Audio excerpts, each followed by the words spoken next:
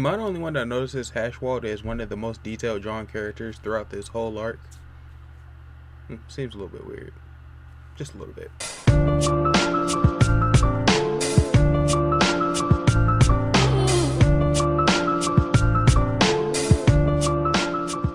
How's it going, YouTube? I am Jill the Foolish Assassin. Today we're talking about Bleach Chapter 629, Gate of the Sun. And this was a third build-up chapter in a row, but this one's a little bit different. We finally get to see all of the captains within the Quincy realm. I guess we're starting to get starting to form a battle between Grimjow and Askin, which would probably be a cool dynamic to see, like Askin's kind of being bothered personality, like, oh, he doesn't want to be bothered, everything seems kind of unlucky, with Grimjow's very aggressive, very battle ready attitude. It'd be kind of really see like the jokes fly between that.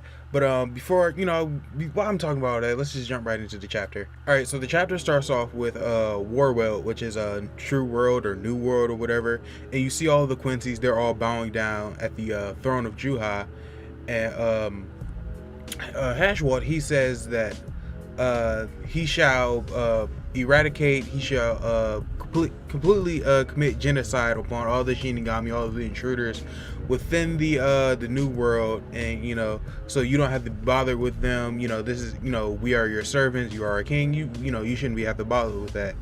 And this is our true world. We don't have to a place like this shouldn't be sullied by their existence.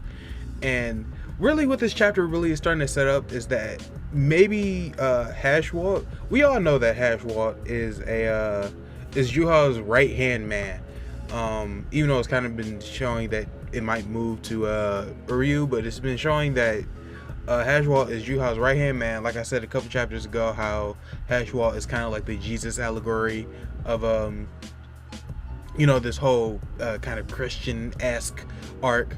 But yeah, showing that he's his right hand man. He's starting to seem like he's taking a little bit more of a forefront for Juha, like it might be a little bit more to his backstory. Okay, then we get the cover page, Bleach chapter 629, the Gate of the Sun, and we see Urahara. He's kind of looking up and he was like, oh, that the tower, that's a really big tower over there. It'd be kind of weird if the tower was even smaller. It'd be like there'd be no point to it at all.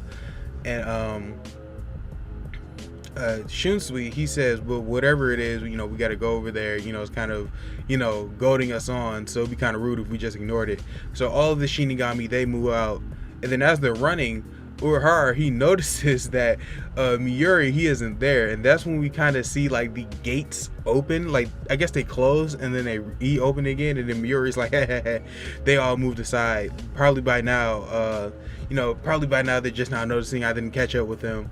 At this point, we could just take our sweet time. We don't have to worry about people getting in our way. And what I'm thinking is he's probably just going to try to collect data with on the whole Soul King's palace, or the new Quincy palace. Now he's probably going to try to collect data and specimens and all his Miyuri-esque shit. And while he's talking about it, he was like, no one's gonna be in my way.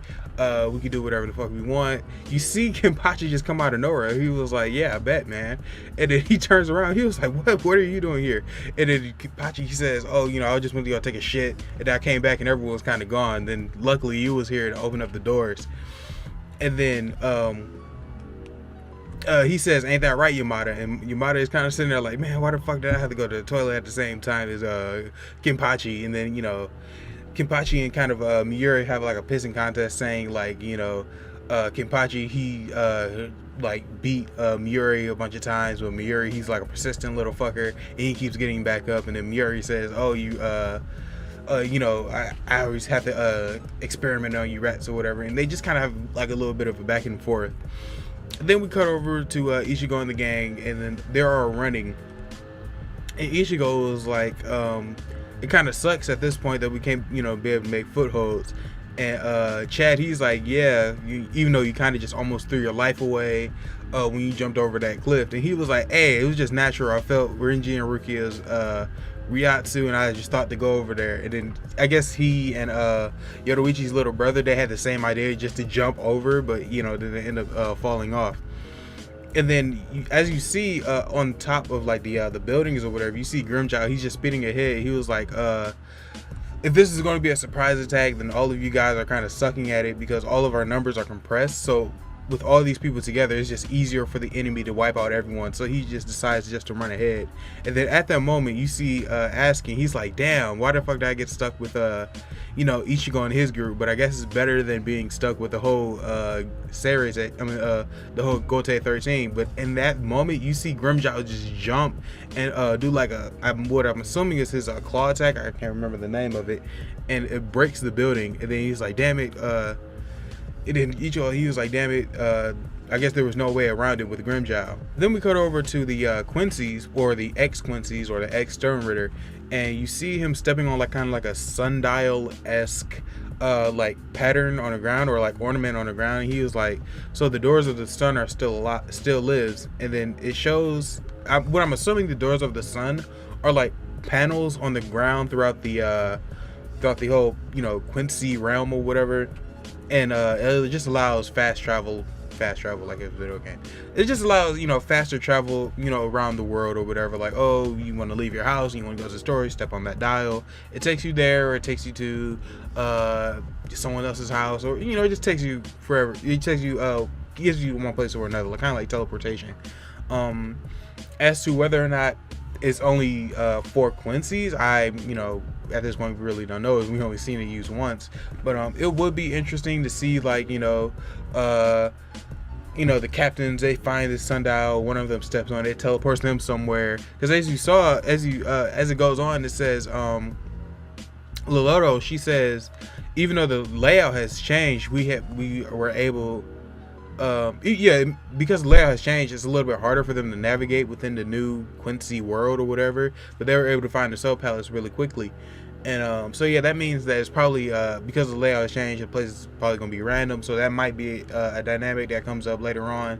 One of the Shinigami, they might step on the dial and it teleports them somewhere, or Kenpachi, he might be an idiot and he might touch the dial, he get teleported somewhere. So it kind of creates this dynamic where everyone's being separated, kind of like in One Piece where what was it, Kuma, I believe that's his name.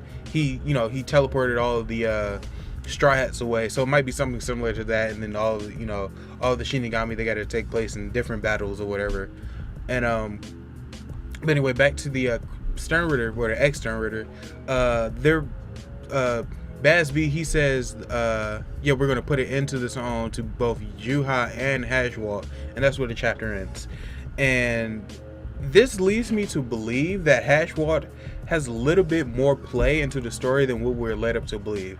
Yes, he is Juha's right-hand man, but why would Basby point out Hashwalt himself? Because when, back when they kind of got hit with that holy selection power of Juha's, he just kind of yelled out Juha. But in this chapter, we're seeing he has kind of a grudge against Hashwalt.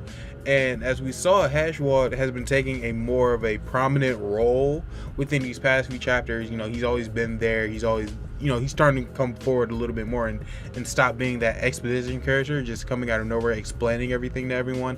Now it seems like he's kind of taking the forefront. He's saying he's going to lead the genocide of, all of the intruders. I'm assuming he put all of the elite Sternritters, he put them in their positions, like, all right, Asking, you go there, Gerald, you go here because of your battle tactics, Pernita, you go there, Lio, you go there, Uri, you're gonna stick here, or whatever, stuff like that. So it looks like he's taking more of a battle position. Maybe we'll find out later on how did he get the letter B. We get a little bit more of his backstory. I'm theorizing is that because of his ability to balance, he does seem like a very threatening and very dangerous character, because as we saw when he killed Kangdu, he went to slice Kangdu, and then he was like, I am the balance, and you see these giant scales behind him, and then it just balanced out, which is a really weird ability, and he sliced Kangdu in half. So I want to see that explored. And more than likely Basby is not going to win this fight. Loto, she's definitely not going to win. Who else was with him? Gazelle, Yeah, Gazelle might just hang back or whatever. But yeah, I don't see these Stern Ritters surviving this battle against Hashwalt, because he just seems a little bit more intimidating now as opposed to before. Even when he did slice Kangdo in half, like I said. But yeah, that's pretty much my thoughts on the chapter. Yeah, it was just a nice little it was a build-up chapter. Finally we get a battle. We get another battle now between what it looks like is going to be between Askin and Grimjow. Niliel or Nell, she might end up joining this fight. Ichigo might just leave it to them, and then they're going to keep going on to Juha's castle. Yeah, that looks like how it's going to be divided up for this first fight. As to who else is going to battle, I have no clue, because it looks like Miuri and Kenpachi, they're hanging around together, so they might get confronted by I'm probably going to say they're probably going to end up fighting Gerald. That'd be an interesting fight or whatever. Or more than likely, it might be Pernita, because Pernita seems like an interesting character, and Miuri seems like the type of person that probably want to, experiment on Pernita and learn about, what Pernita can do. So that's my guess on how that's going to go. As to, because there's a lot of characters introduced in this arc, and I know I was probably going to end off this video a while back, but as to, because there's so many characters that are going up against Juha at this point, this kind of leads me to believe that Juha might be creating some more Stern Ritters, or opponents that are just as strong as Stern Ritters, but probably not with specialized powers, not like with letters or anything. He might just be like, okay, I just create new life, or they come back or whatever. But anyway, yeah, like I said earlier, leave your thoughts down below. What do you think is going to happen in the next week's chapter? This was a little bit better of a chapter. It's again another build-up chapter, but it's better because we actually starting to move forward in the plot. If you like this video, please give it a thumbs up, and if you like my content, please subscribe. It really helps me out a lot. I am Gio the Foolish Assassin, and I will see you guys later. There's a war going on outside, no place to run and hide. Need to open eyes if you want to stay alive. Can't wait time when you trying to survive. Even when you die, your whole life should be alive. There's a war going on outside, no place to run and hide. Need to open eyes if you want to stay alive. Can't wait time when you trying to survive. Even when you die, your whole life should be alive.